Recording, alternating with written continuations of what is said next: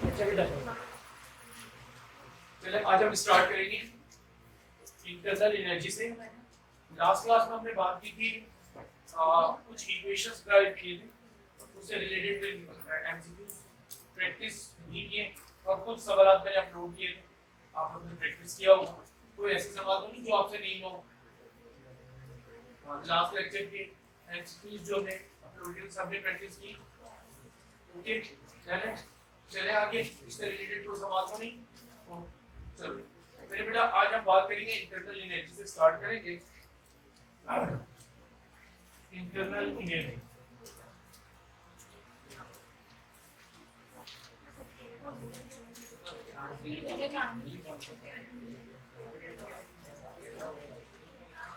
Internal energy अगर मेरा बेटा किसी सिस्टम में आवाज नहीं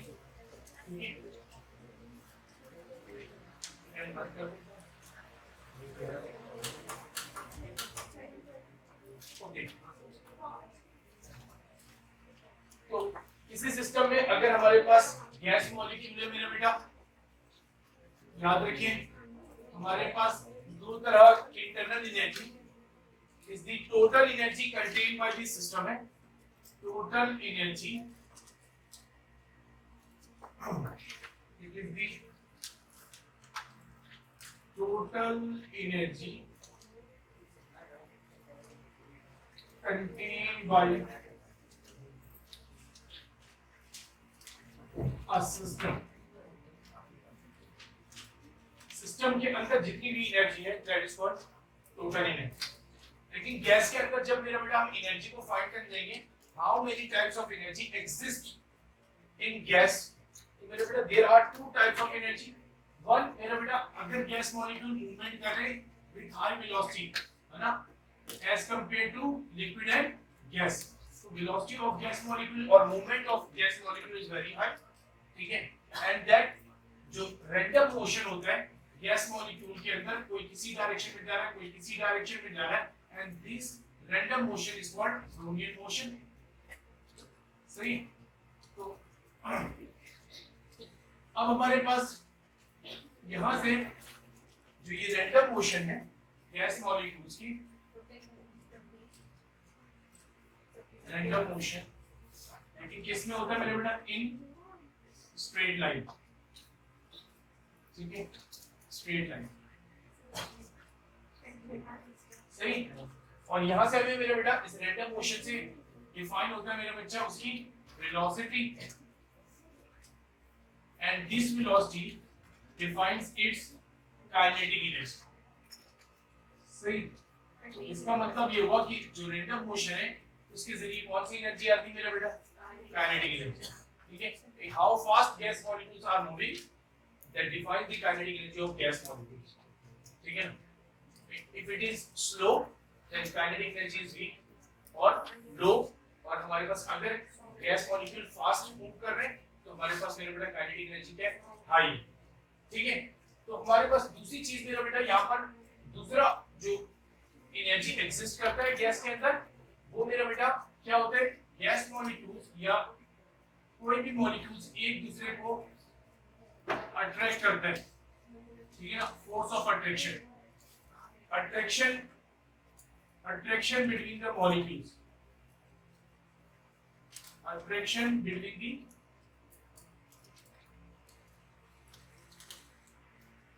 molecules, attraction between the molecules, ठीक है ना।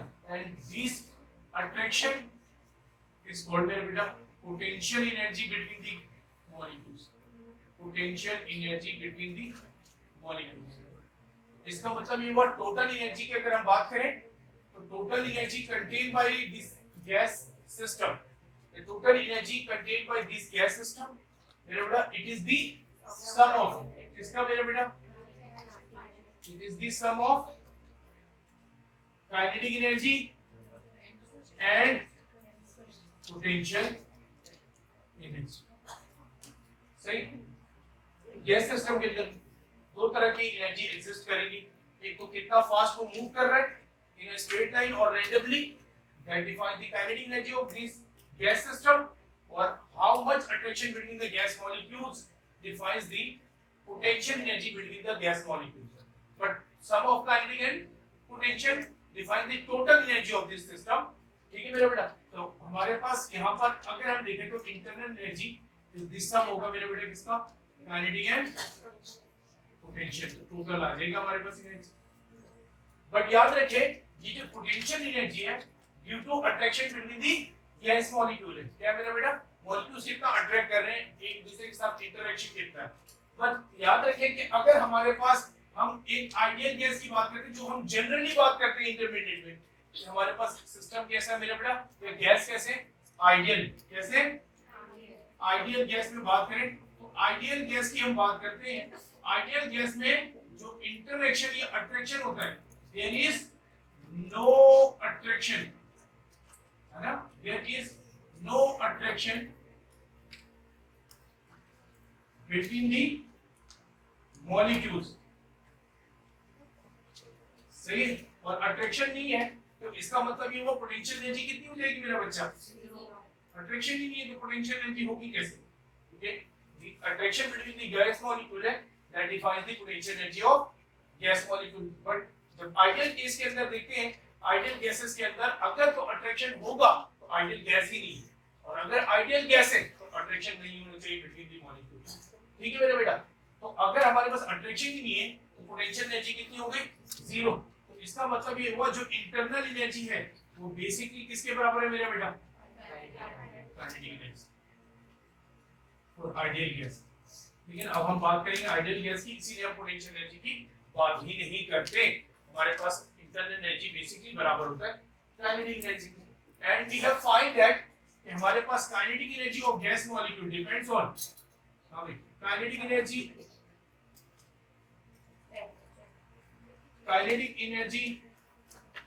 of gas molecule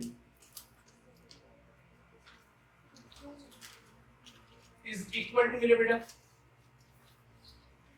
याद है डेफिनेशन क्या होती है kinetic energy? the energy possessed by, इसकी वजह से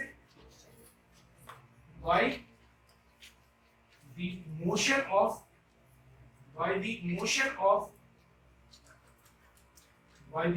of gas molecules. ठीक है, कितनी मोशन है, कितनी स्पीड है, that defines the kinetic energy. ठीक है, अगर हमारे पास काइनेटिक एनर्जी को हम कैलकुलेट करते हैं गैस मॉलिक्यूल की, व्हिच इज इक्वल टू कितना था मेरे बेटा? 3/2 K into T. And we can see that मेरा बच्चा यहाँ पर जो K है ये बोल्ट्जमैन कांस्टेंट है, which is equal to किसके बराबर था? Boltzmann constant 1.38 exponent minus. सही, ये कांस्टेंट है और ये नंबर तो ऑलरेडी कांस्टेंट है. सही है, तो हम ये दोनों क्या मेरे बेटा? 3/2 और K, ये दोनों क्या है मेरे बेटा? A कांस्टेंट है,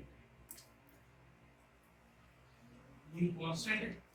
और अगर ये कांस्टेंट है तो हम इसको इस तरह लिख सकते हैं मेरा बेटा, kinetic energy is equal to constant into T.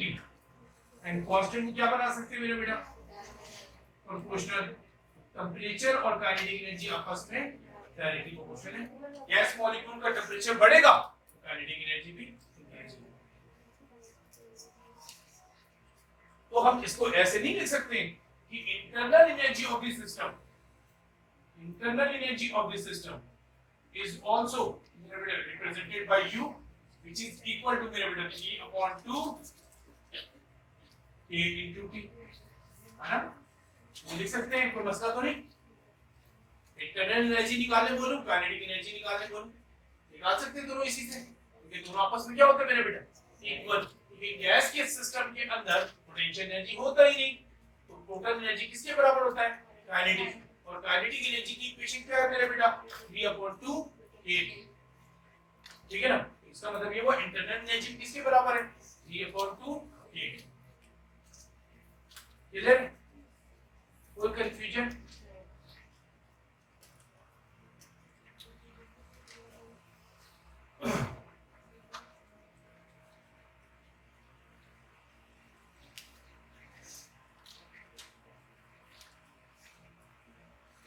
अगर हमारे पास इस सिस्टम में मेरे बेटा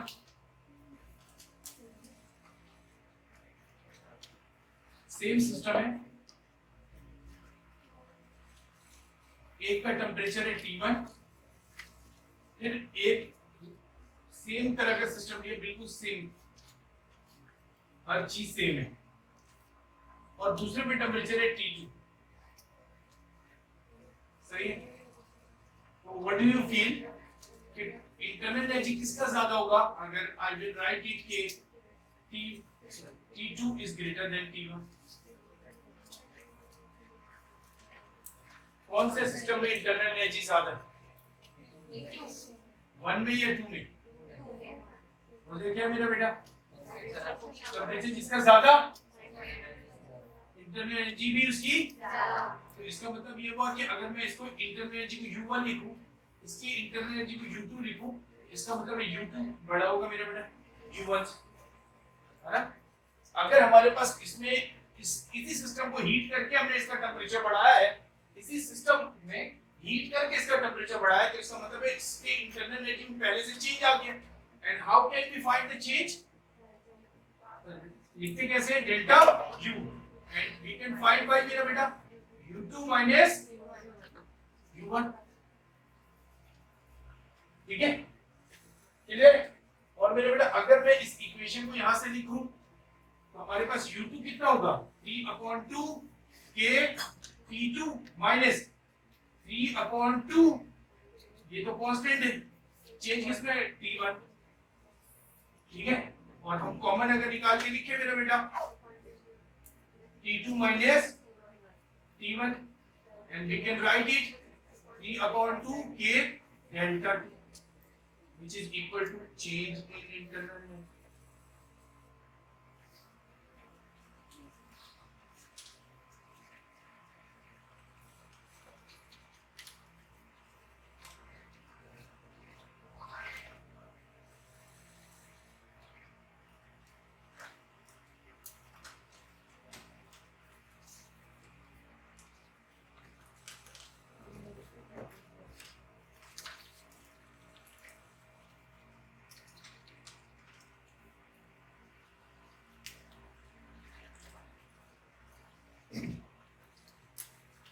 ठीक है मेरे बेटा, तो चेंज इन इंटरनल एनर्जी, हम इंटरनल एनर्जी को चेंज कैसे कर सकते हैं?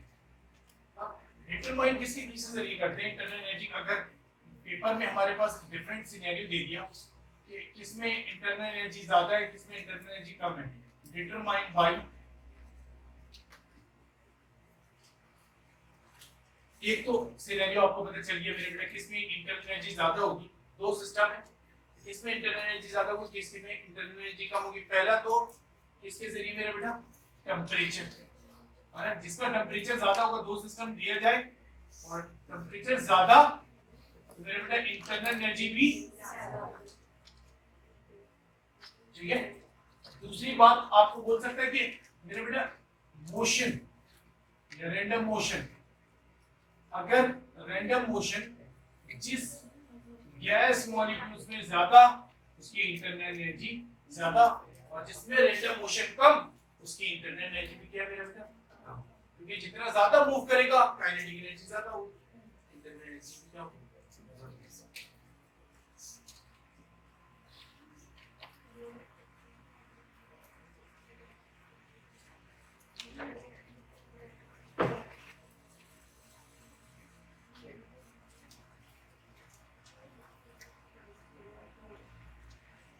इंक्रीज कैसे कर सकते हैं? इंटरनल एनर्जी को इंक्रीज कैसे कर सकते हैं? बाय ऐड करें मेरे बेटे क्या? Heat energy, heat energy add करोगे तो टेंपरेचर क्या होता जाएगा? बढ़ता जाएगा, टेंपरेचर बढ़ेगा तो मेरे बेटे इंटरनल एनर्जी क्या हो जाएगी? तो नंबर 1 एडिंग, क्या ऐड करो मेरा बेटा? Adding heat. और तरीका भी हो सकता है, कंप्रेस करें तो क्या किया? Bye doing work, bye doing work, work करेंगे तब भी इंटरनल एनर्जी बढ़ जाएगी।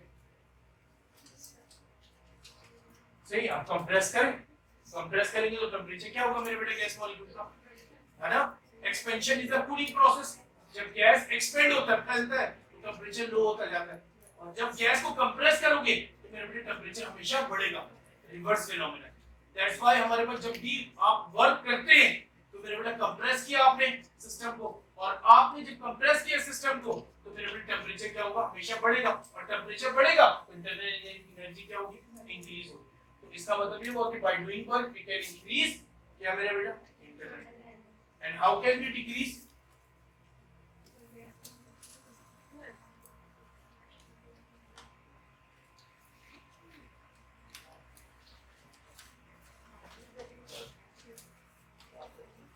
by एडिशन ऑफ हीट था, क्या होगा मेरे बेटा, removal of heat from the system.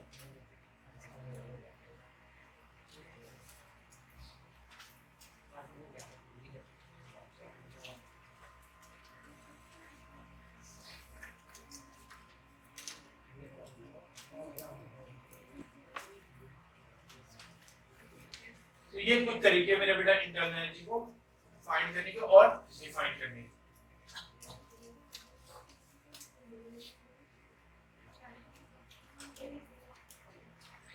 Sir यहाँ पे वर्ड यूज फाइंड करेंगे, बस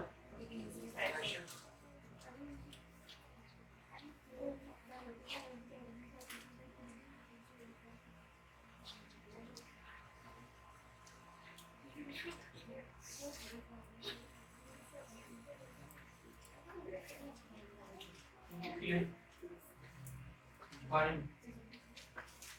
decreasing load, वजन कम करेंगे तो प्रेशर अंदर का क्या हो जाएगा, कम। मेरे बेटा अंदर प्रेशर कम होगा तो गैस मॉलिक्यूल सिस्टम क्या करेगा, एक्सपेंड, और सिस्टम जब एक्सपेंड करेगा तो मेरे बेटा क्या होगा, टेंपरेचर कम और इंटरनल एनर्जी भी क्या हो जाएगी, डिक्रीज। ओके, आते मेरे बेटा thermodynamic system, thermodynamic system।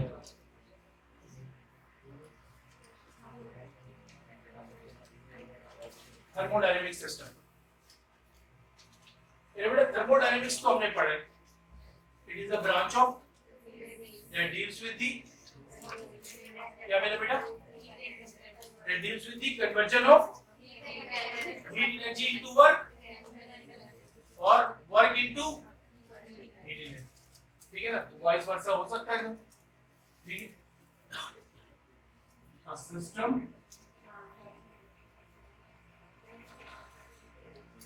that convert heat energy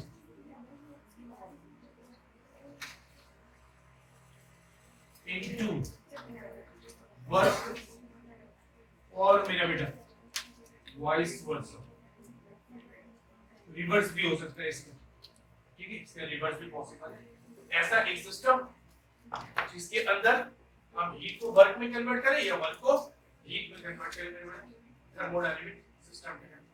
basic अगर हम थर्मोडायनेमिक सिस्टम देखें तो तीन तरह के बेसिक थर्मोडायनेमिक सिस्टम होते हैं, एक कहलाता है मेरे बेटा ओपन सिस्टम, एक कहलाता है क्लोज सिस्टम, और एक कहलाता है आइसोलेटेड सिस्टम, ठीक है। तीन तरह के हमारे पास थर्मोडायनेमिक सिस्टम है।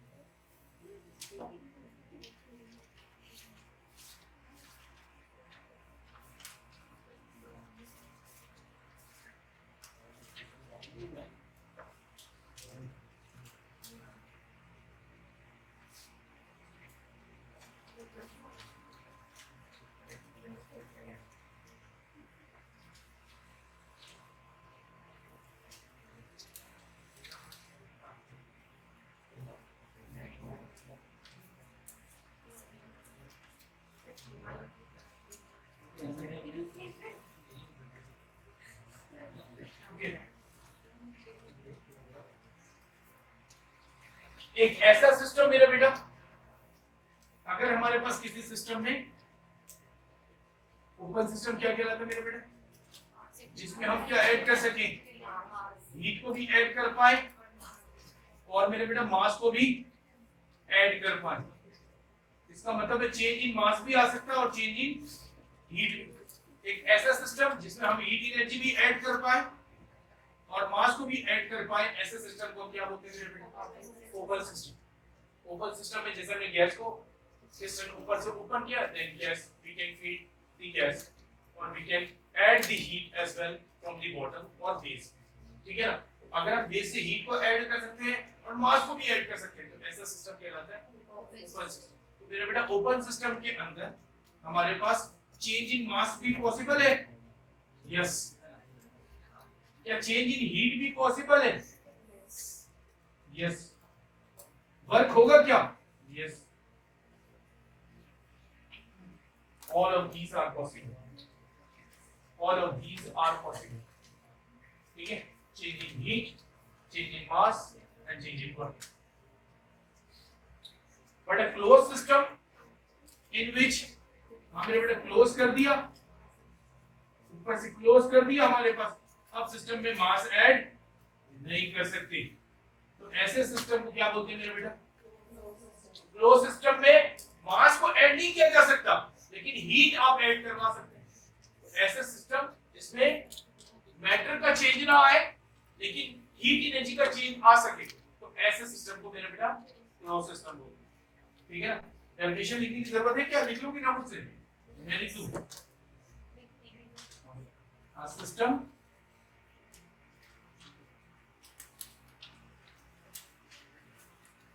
in which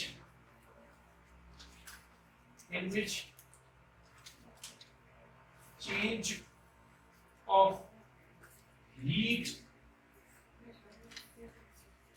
is possible only. See, changing in heat is possible only. एक ऐसा सिस्टम जिसमें चेंज इन हीट का पॉसिबल हो सकता है और मास पॉसिबल नहीं है, तो मेरे बेटे डेल्टा एम का चेंज होना पॉसिबल है नहीं। हीट एनर्जी का होना चेंज होना पॉसिबल है, मेरे बेटे हीट ऐड कर सकते हैं। इसका मतलब है हीट तो ऐड हो सकता है, मास ऐड नहीं होगा, लेकिन हमारे पास मेरे बेटा क्या ये सिस्टम वर्क करेगा? यस।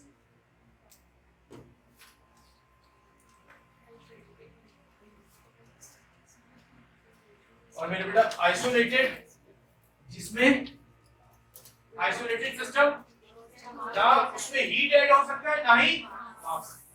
एक ऐसा सिस्टम जिसमें ना हीट ऐड हो सकता है ना ही मास, तो ऐसे सिस्टम को जैसे हमने क्या किया मेरे बेटा, बेस यहाँ पर हीट कंडक्टिंग है, हीट दे रहे तो जा रहा है, लेकिन बेस को भी हीट एंड इंसुलेटर बना दिया। अब हीट ऐड नहीं हो पा रहा सिस्टम में, ठीक है ना? जैसे हमारे पास क्या होता है मेरे बेटा, थर्मोफ्लास्क। ठीक है, थर्मोफ्लास्क में क्या करते हैं, कोशिश करते हैं, वो आइडियल केस है नहीं, कि हम क्या करते हैं मेरे बेटा, हीट थर्मोफ्लास्क में एक तो मास तो हमने आपने जो भी जितना भी आप मटेरियल डालेंगे वो उसका अमाउंट उतना ही रहेगा, लेकिन हम कोशिश करते हैं उसमें से हीट ना ही अंदर आए ना ही बाहर।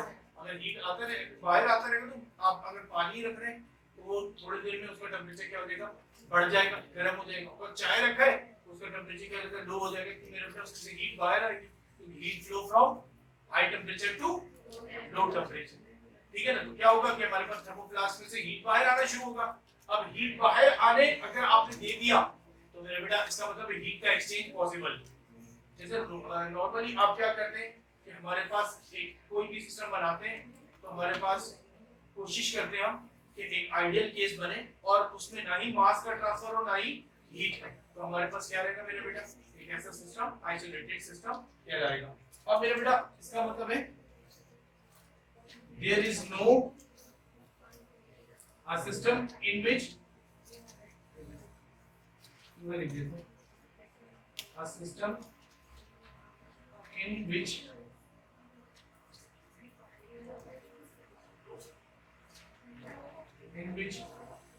change of क्या मेरे बेटा mass or heat is not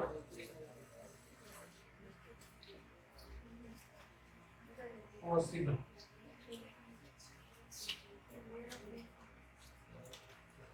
नहीं मास चेंज हो सकते हैं मेरे बेटा, ना डेल्टा ना हीट का चेंज पॉसिबल है, वर्क पॉसिबल है।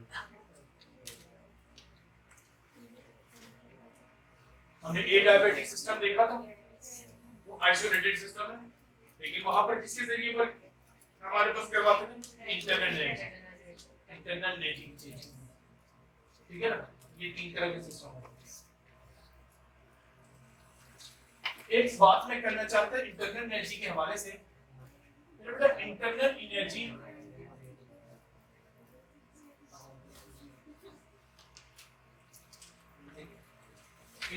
एनर्जी ये एक स्टेट फंक्शन है, स्टेट फंक्शन।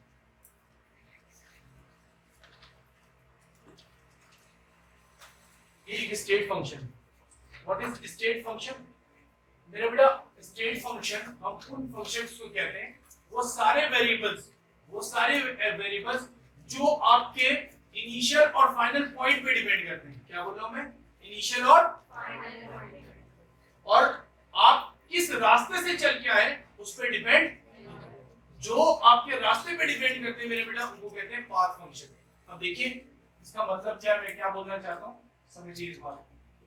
दो तरह के फंक्शंस होते हैं, स्टेट फंक्शन और पाथ फंक्शन, ठीक है। स्टेट फंक्शन और पाथ फंक्शन।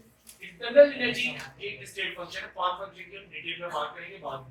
मेरे बेटा लेट्स सपोज करो एक सिस्टम था, आपने हाई प्रेशर पे रखा हुआ था P1 और मेरे बेटा उसका वॉल्यूम क्या था V1, लेकिन प्रेशर हाई है लेकिन वॉल्यूम क्या है मेरे बेटा, लो है ना।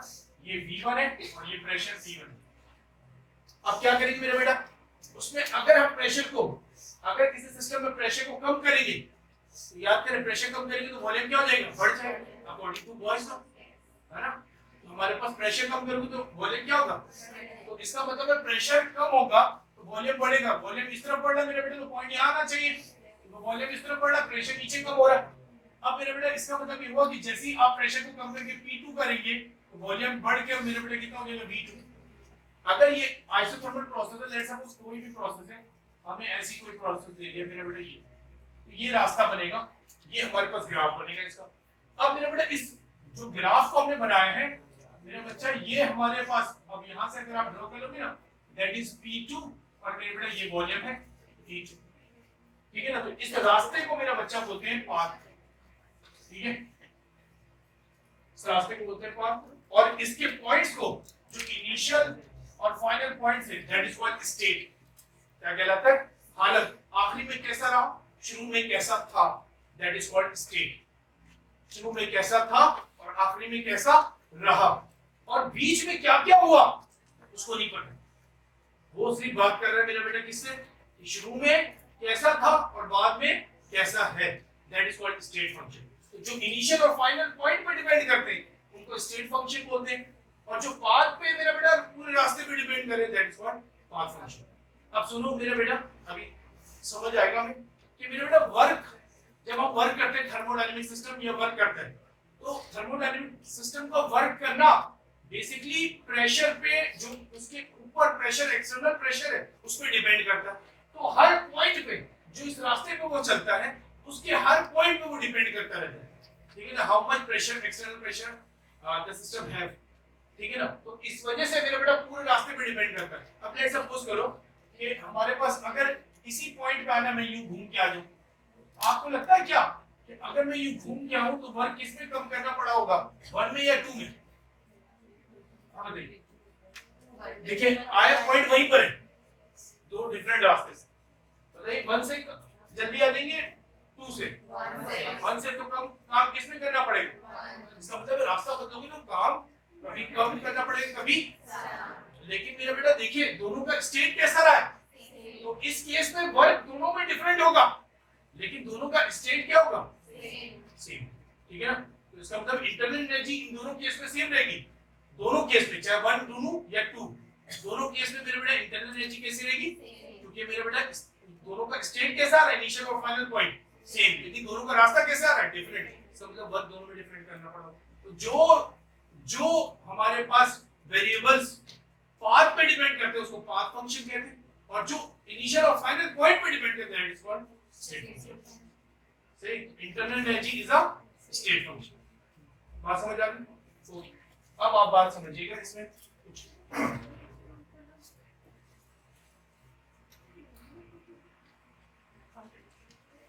It does not depends on the path of the process। path के process पे depend नहीं करता। Let's suppose करो मेरा बच्चा, अगर let's suppose करो एक ऐसा प्रोसेस है जो साइक्लिक है। What is mean by cyclic process? जहाँ से स्टार्ट हो। अब मेरा बच्चा अगर मैं देखूं, लेट्स सपोज करो मेरा बेटा, ये हमारे पास ये इंटरनल एनर्जी था U1, इस पॉइंट पे इंटरनल एनर्जी U2, लेकिन मैंने कंसीडर कर लिया ये प्रोसेस है साइक्लिक। ये स्टार्ट हुआ U और मेरा बेटा एंड हो गया यहाँ पर जाकर, ठीक है ना। अब दोबारा जहाँ से स्टार्ट हुआ वहीं पर जाके, तो इसका मतलब है इनिशियल इंटरनल एनर्जी कितनी होगी U1 और फाइनल कितनी होगी, अभी क्या होगी, तो चेंज इन इंटरनल एनर्जी कितना आएगा।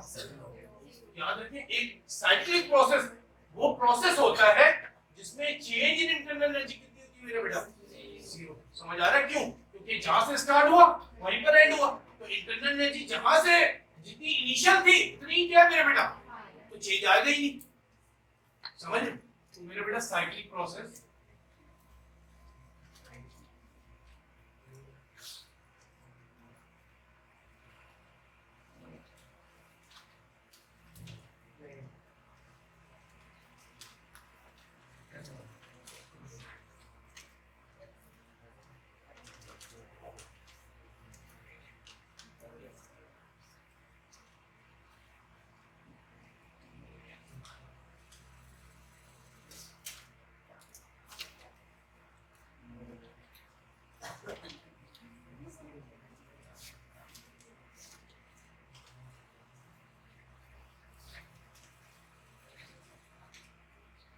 और अगर चेंज इन इंटरनल एनर्जी नहीं आएगा मेरा बेटा, जो हीट दे रहे हैं वो किसमें कन्वर्ट हो जाएगा, है ना। इसका मतलब ये हुआ कि हम हीट एनर्जी जो देंगे इसमें कन्वर्ट होगा।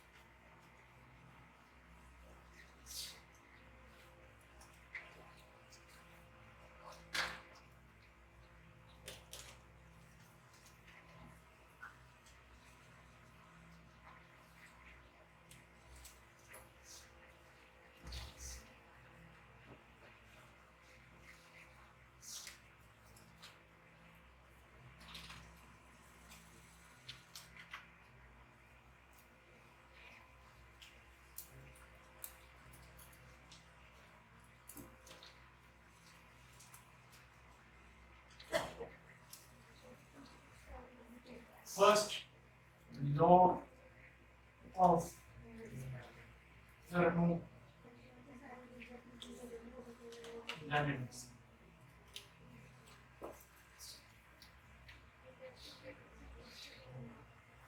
First law of thermodynamics.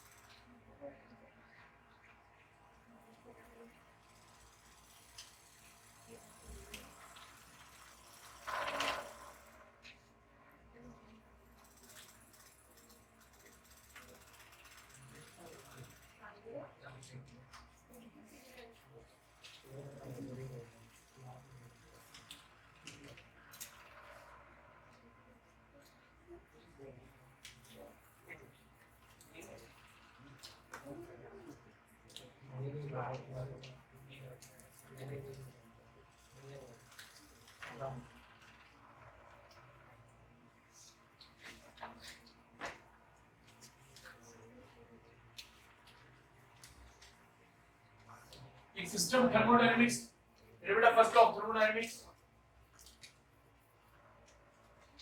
अगर फर्स्ट लॉ ऑफ थर्मोडायनेमिक्स में हमारे पास एक पिस्टन सिलेंडर सिस्टम लिया है, मेरे बेटा इसका इनिशियल टेंपरेचर है T1, प्रेशर है P1, हाइट है या वॉल्यूम है हमारे पास H1। क्योंकि मेरे बेटा ये कौन सा सिलेंडर होता है ना, तो सिलेंडर का वॉल्यूम जब हम निकालते हैं, लेट्स सपोज V1 निकालना है, किसके बराबर होगा? A into H1।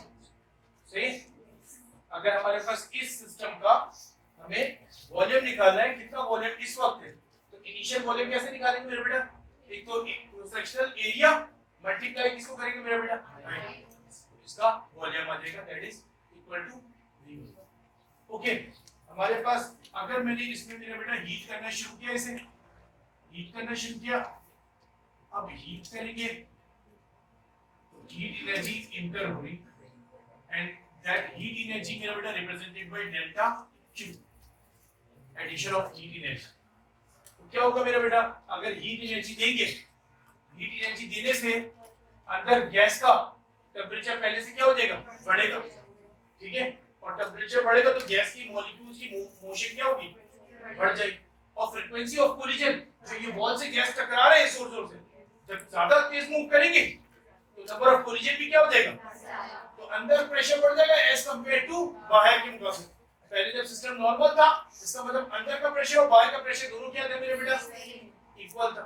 लेकिन जब आप हीट एनर्जी देंगे तो अंदर नंबर ऑफ कोलिजन या फ्रीक्वेंसी ऑफ कोलिजन मेरे बेटा गैस का वॉल से बढ़ जाएगा। अब अंदर का प्रेशर बढ़ा है तो जाहिर सी बात है पिस्टन कहां जाएगा मेरे बेटा? ऊपर, एक्सपेंशन होगी। अब कुछ देर बाद मेरे बेटा इसमें एक्सपेंशन हुई, इसका मतलब सिस्टम ने क्या किया मेरे बेटा? वर्क किया, है ना? जब गैस एक्सपेंड हो तो मेरे बेटा यहां पर पहुंच गया, दैट इज इक्वल टू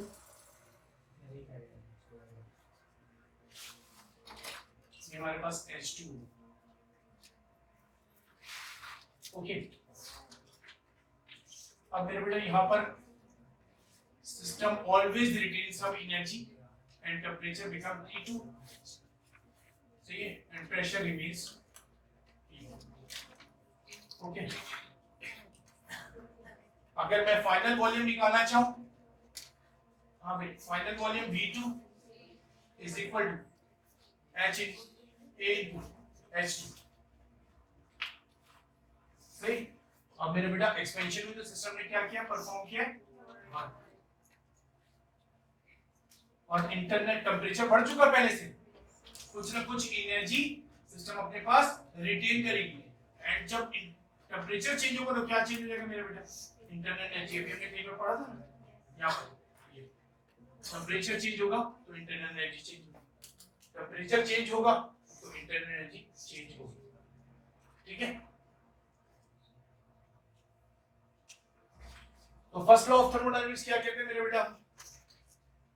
ठीक है, first thing you have to remember that thermodynamics है ना, हीट एनर्जी किसमें कन्वर्ट हो रही है? आपने हीट एनर्जी दी, क्या किया सिस्टम ने? वर्क में। Heat energy convert into work और वर्क इनटू किसमें मेरा बेटा? Heat energy. But total energy कैसी रहेगी मेरे बेटा? टोटल एनर्जी रिमेन कैसी रहेगी? सेम। अगर टोटल एनर्जी सेम रहेगी तो फर्स्ट लॉ ऑफ थर्मोडायनेमिक्स इसमें बेस्ड कर रहा है मेरे बेटा? Law of conservation of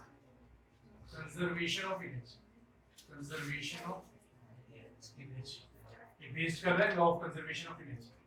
total energy system का सेम है, तो मेरे बेटा टोटल एनर्जी किसमें? Law of conservation of energy कैसे क्या कहता है? Energy can neither be created nor be destroyed but it can be change from, तो एक फॉर्म से दूसरे फॉर्म में कन्वर्ट हो गया ना, हीट से किसमें कन्वर्ट हो गया? वर्क। लेकिन मेरे पास टोटल की वैल्यू कैसी रहेगी? ठीक है, तो हमारे पास इसका मतलब हीट एनर्जी ने दो काम किए। एक तो मेरे बेटे जब आपने हीट दिया है तो टेंपरेचर भी बढ़ा और सिस्टम ने वर्क भी किया, तो दो जगह यूटिलाइज हो रहा है। हाँ मेरे बेटा, हीट एनर्जी आपने दिया, सिस्टम का टेंपरेचर बढ़ा, टेंपरेचर बढ़ने से क्या चेंज हुआ? Internal energy. दूसरा सिस्टम ने क्या किया, तो हीट एनर्जी दो जगह यूटिलाइज हो रही। इसका मतलब है कि हीट एनर्जी जो आप डेल्टा क्यू दे रहे हैं वो सम है मेरा बेटा इन चीजों का, दो काम कर रहा है, एक तो वर्क भी कर पा रहा है, दूसरा इंटरनल एनर्जी भी सिस्टम कर रहा है। That is the equation of first law of thermodynamics. ठीक है, that is the equation of first law of thermodynamics and we can write it मेरा बेटा कि W इज इक्वल टू इसके बराबर होगा, हाँ भाई, P delta V and delta V is equal to मेरा बेटा P1 V1 minus V2 V2 minus V1 और मेरा बेटा P इज इक्वल टू हमें A into H2 minus A into H1 common निकाल लिया, P into H sorry P into A हमें H2 minus H1। ठीक है, okay, and we can also written as P into A is equal to F नहीं होता, F upon A is equal to pressure किसके बराबर होता है, force per unit area, force per unit area. P अगर मैं F को divide कर दूं मेरा बेटा, सही ना, तो P into A किसके बराबर होता है, तो मेरा बेटा फोर्स, लेकिन ये वर्क आ रहा है ना, फोर्स इनटू डिस्प्लेसमेंट, ये H2 माइनस H1 क्या डिस्प्लेसमेंट है ना, मूवमेंट है, कितना डिस्प्लेस हुआ, H1 से कितना डिस्प्लेस हो चुका, H2 फोर्स के जरिए मेरे okay. Sometimes you can apply this equation as well, ठीक है, sometimes you can apply this equation as well। And मेरा बेटा वर्क एक और तरीके से भी पूछा जा सकता है, अगर टेम्परेचर का चेंज आए तो हमने इक्वेशन निकाला था मेरा बेटा, work done in thermodynamics number of moles multiply by n into delta T, सही याद है, ओके, नहीं याद है तो मेरा बेटा कोई बड़ी बात नहीं है, P1 PV is equal to किसके बराबर होता है, nRT, सही। अगर वॉल्यूम का चेंज आ रहा है और क्या चीज का चेंज आ रहा है, टेम्परेचर का चेंज आ रहा है, प्रेशर भी कांस्टेंट है, यहाँ पर प्रेशर चेंज हुआ नहीं, टेम्परेचर चेंज हुआ यस, क्या हमारा वॉल्यूम चेंज हुआ यस, तो मेरे बेटा दो चीजों का चेंज आया। तो अगर हमारे पास वर्क देखिए किसके बराबर था, P delta V, P delta V किसके बराबर, तो मेरे बेटा मैं वर्क को लिख सकता हूँ nR delta T। Sometimes you can find by the change in temperature work as well, okay।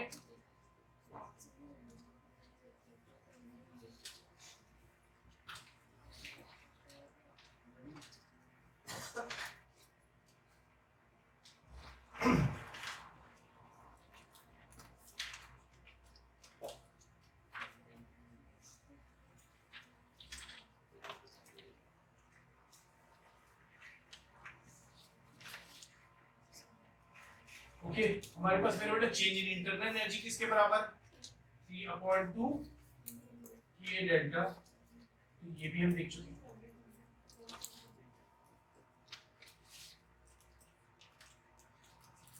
Sign convention देख लेते हैं,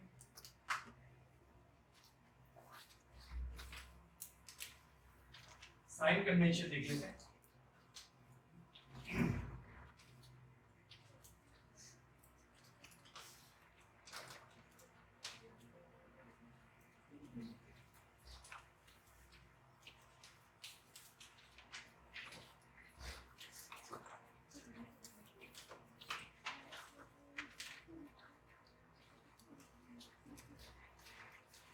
ठीक है बेटा, गर्मी है वो इशू, एसी चल रहा है, चलता रहे, जनरेटर काम नहीं कर पाता है, एसी चलती जनरेटर भी डाउन हो गया।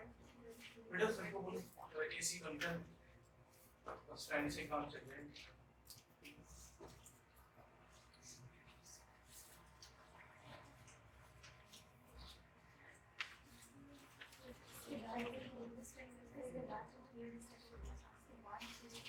ओके,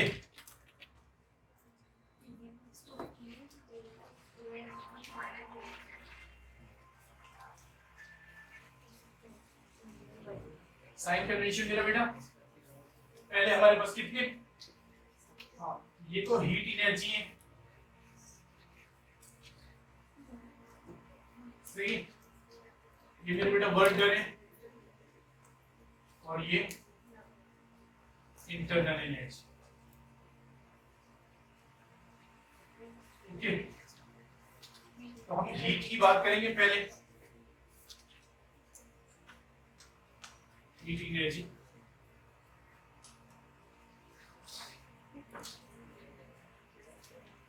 मेरे बेटा ऐड करेंगे डेल्टा डेल्टा क्यू को ऐड करेंगे सिस्टम के अंदर। ऐड टू सिस्टम कैसा लेंगे? इंक्रीज इन सिस्टम मेरे बेटा, फिर इसको कैसा लेंगे? पॉजिटिव, पॉजिटिव लेंगे। और मेरे बेटा remove remove from this system, अगर सिस्टम से रिमूव करेंगे डेल्टा क्यू कैसे लेंगे मेरे बेटा? माइनस। अगर सिस्टम से हीट बाहर निकाला, जैसे हमारे पास क्या हो रहा है, लेट्स सपोज करो एक कॉफी गर्म है। अब कॉफी को अपने सिस्टम कंसीडर कर लिया, लेकिन उसमें से हीट बाहर आ रही है एनवायरनमेंट, तो इसका मतलब हीट रिमूव हो रहा है सिस्टम से। तो मेरे बेटा उस केस में डेल्टा क्यू को क्या लेना पड़ेगा? जब हम हीट ऐड करेंगे तो क्या लेंगे? ठीक है, याद रखिए सिस्टम से अंदर जा रहा है तो पॉजिटिव, और सिस्टम से बाहर आ रहा है तो नेगेटिव। ये नेगेटिव और इस केस में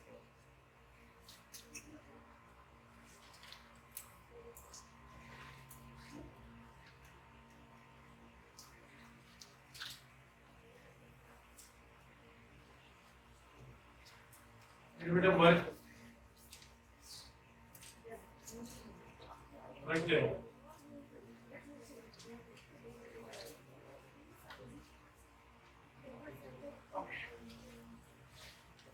work done by the system। अगर सिस्टम ने वर्क किया है मेरा बेटा, तो वर्क को कैसा लोगे? पॉजिटिव लोगे। वर्क सिस्टम ने किया है, सिस्टम करेगा तो मेरा बेटा क्या होगा? हमारे पास हम सिस्टम एक्सपेंड कर रहे हैं, लेकिन अगर मैं सिस्टम पे वर्क कर रहा हूं और उसको कंप्रेस करके नीचे की तरफ ला रहा हूं मेरे बेटा, वर्क कैसा होगा? ओके, वर्क डन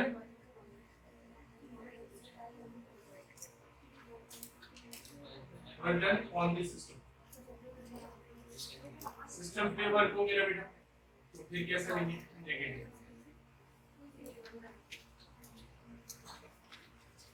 और मेरे बेटा internal energy, change in internal energy to minus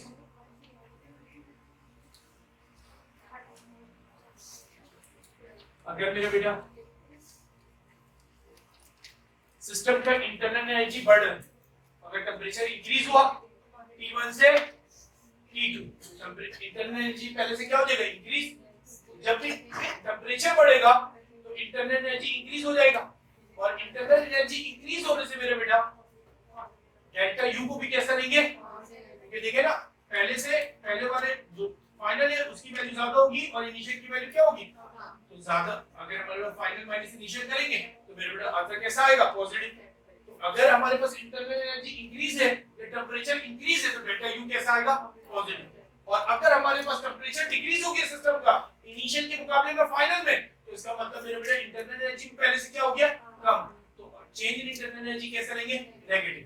तो अगर सिस्टम का हमारे पास इंटरनल एनर्जी कम हो रहा है तो हमारे पास क्या लेंगे मेरे बेटा? डेल्टा यू को नेगेटिव। आइए, तो इंटरनल एनर्जी हमारे पास इंक्रीज है तो डेल्टा यू को कैसे लेंगे मेरे बेटा? पॉजिटिव। और इंटरनल एनर्जी डिक्रीज है, डेल्टा यू को कैसे लेंगे मेरे बेटा? नेगेटिव।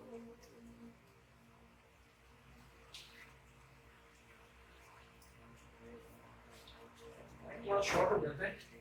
तो कल हमारे पास जो क्लास होगी वैसे 5:30 बजे होगी, हमारा इंटरेक्टिव सेशन नहीं चल रहा क्योंकि अभी चैप्टर्स कुछ कंप्लीट हो गए, then we will start with back chapter से एक वीकली एक प्रैक्टिस सेशन होगा जिसमें हमारे पास chemistry, physics, math and alternate चलेगा इंग्लिश।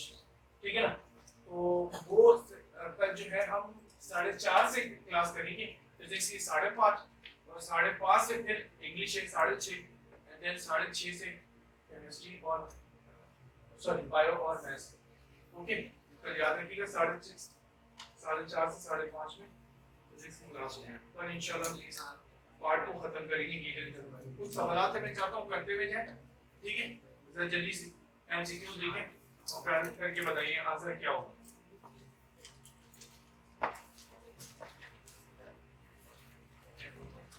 या मैं पढ़ूं, आप ऑप्शन बोलेंगे, सही? चलो मैं पढ़ता हूँ, आप करेंगे बाद में, टाइम लगेगा, ठीक है? ज्यादा हो जाएगा लैपटॉप। आइए चले, मैं पहले कुछ सवाल पढ़ लेते हैं जो प्रैक्टिस में आपको मिल जाएगा, ठीक है? अपलोड हो जाएगा अभी ग्रुप में, वो अभी हम पढ़ के यहाँ पर सॉल्व करते हैं, एंड देन फिर आप फिजिकली सॉल्व कर लीजिएगा वहां पर।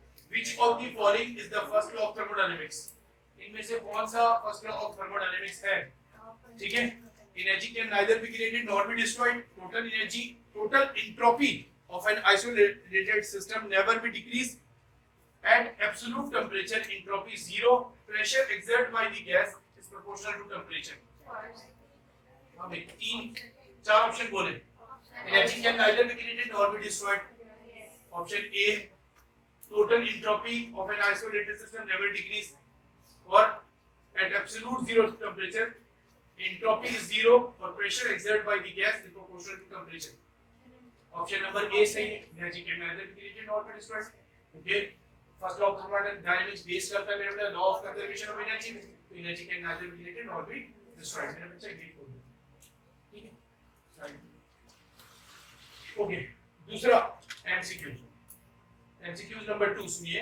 In a cyclic process, the net change in internal energy over one complete cycle, एक साइकिल कंप्लीट हो जाए तो चेंज इन इंटरनल एनर्जी कितना होता है? चलो डायरेक्टली बोल दिया आपने 0। Okay, MCQ number 3। First law of thermodynamics is known as law of conservation of momentum, mass, energy and first law of Newton. Okay,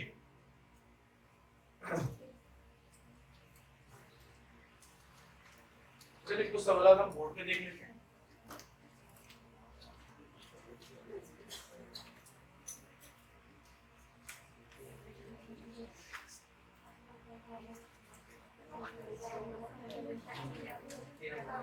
चलिए हमारे पास हम कल करेंगे प्रैक्टिस की कोशिश।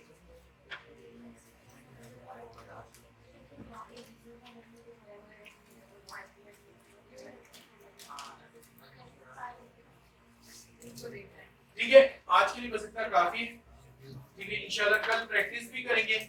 कल हम first law of thermodynamics complete करेंगे और उसकी एप्लीकेशन कंप्लीट करने के बाद फिर हम तकरीबन 15 से 20 मिनट की क्लास होगी और 40 मिनट की फिर हम एमसीक्यूज प्रैक्टिस करेंगे। इससे रिलेटेड फर्स्ट